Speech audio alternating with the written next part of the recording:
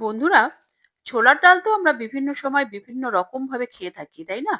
তো আজকে এই ছোলার ডালেরই একটি ইউনিক রেসিপি তোমাদের সঙ্গে শেয়ার করতে চলেছি, যেটি খেতে ভীষণই সুস্বাদু এবং বানানো ভীষণই সহজ। তাহলে চলো কথা না বাড়িয়ে সরাসরি রেসিপিতে চলে এসেছি।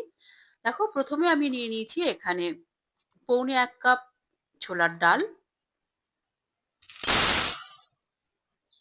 এবং তার সঙ্গে দিচ্ছি 1/4 কাপের সামান্য একটু কম আমি মুগ ডাল মিশিয়ে দিচ্ছি। এটা বাইন্ডিং এর কাজ করবে। ছোলার ডাল অনেক সময় রান্না করলে দেখা যায় ছোলার ডাল আলাদা, জলটা আলাদা হয়ে গেছে। তো এই মুগ ডাল দেওয়ার কারণে কিন্তু ছোলার ডালটা ভীষণই ঘন হবে এবং টেক্সচারটা খুবই ভালো আসবে। তো এই দুটো ডাল আমি একসঙ্গে জল দিয়ে ভালো করে ২-৩ বার জল পাল্টে, পাল্টে ধুয়ে নিয়েছি। ধুয়ে নেওয়ার পর এটি আমি ১ কাপ মতো জল দিয়ে ভিজিয়ে রেখে দেব ০.৫ ঘন্টা মতো। এরপর দেখো ০.৫ ঘন্টা পরে আমি ঢাকনাটা খুললাম। ডালটা কিন্তু অনেকটাই ভিজে ফুলে গেছে।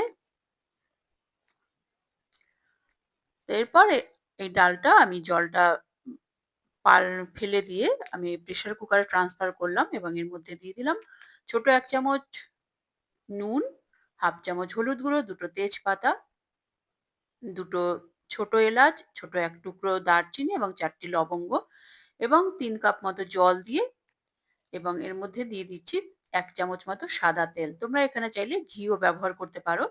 তো আমি সাদা তেল দিয়ে ঢাকনাটা বন্ধ করে ২ টো সিটি দিয়ে ডালটাকে সেদ্ধ করে নেব। এরপর নেক্সট প্রসেসিং করে করে নিচ্ছি আমি।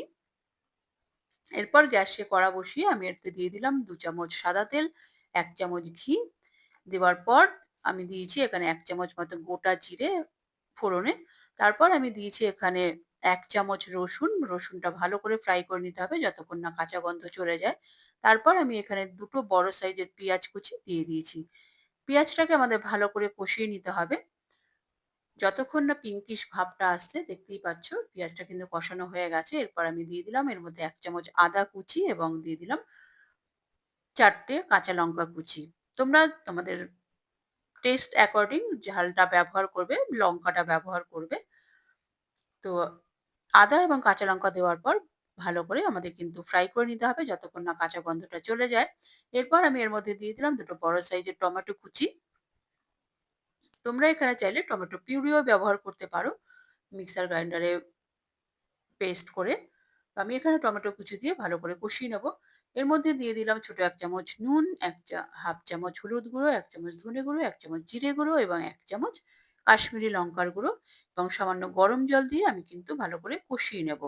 যেন মসলাটা জ্বলে না যায় তার জন্য কিন্তু জলটা দেওয়া এবং ভালো করে নাড়াচাড়া করে নিচ্ছি আমি।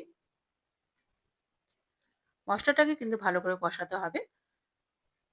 এরপর আমি ঢেকে ৫ মিনিট মতো রেখে দেব যেন মসলাটা ভালো কষে যায় এবং টমেটোটাও ভালো সেদ্ধ হয়ে যায়, নরম হয়ে যায়। দেখতেই পাচ্ছ টমেটো কিন্তু একদমই স্ম্যাশ হয়ে গেছে, দেখতেই পাচ্ছ। এবং ঢাকনা খুলে কিন্তু আমি ভালো করে আরেকটু কষিয়ে নিলাম ২ মিনিট মতো। এরপর আমি এই কষানো পেঁয়াজ, রসুন, আদা এটাকে আমি ১.৫ চামচ মতো তুলে রাখলাম। পরে এটা আমি ব্যবহার করব। এরপর দেখো আমি ডালটা দেখিয়ে দিচ্ছি। ডালটা এর মধ্যে কিন্তু সেদ্ধ হয়ে গেছে। স্টিমটা বেরিয়ে যাওয়ার পরেই কিন্তু আমি ঢাকনাটা খুললাম। দেখো তোমাদের আমি দেখিয়ে দিচ্ছি ডালটা কেমন সেদ্ধ হয়েছে। দেখো ডালটা কিন্তু সেদ্ধ হয়ে গেছে অথচ কিন্তু গলে যায়নি। দেখতেই পাচ্ছ। এবার আমি এই ডালটা কড়ার মধ্যে ট্রান্সফার করে দিচ্ছি মসলার মধ্যে এবং ভালো করে আমি মিশিয়ে দিচ্ছি মসলার সঙ্গে। ভালো করে মিশিয়ে দেওয়ার পর আমি আর একটুখানি গরম জল এড করলাম। তোমরা তোমাদের কি দিয়ে খাবে তার উপর ডিপেন্ড করছে কতটা থিকনেস রাখবে। তো সেই অনুযায়ী তোমরা জল ব্যবহার করবে। তো জলটা দেওয়ার পর আমি ৩-৪ মিনিট ফুটিয়ে নিয়েছি ঢাকা দিয়ে, দেখতেই পাচ্ছ। এরপর আমি দিয়ে দিলাম কিছুটা ধনেপাতা কুচি, ১/২ চামচ মতো গুঁড়ো করা চিনি। তোমরা এমনি রেগুলার চিনিও ব্যবহার করতে পারো।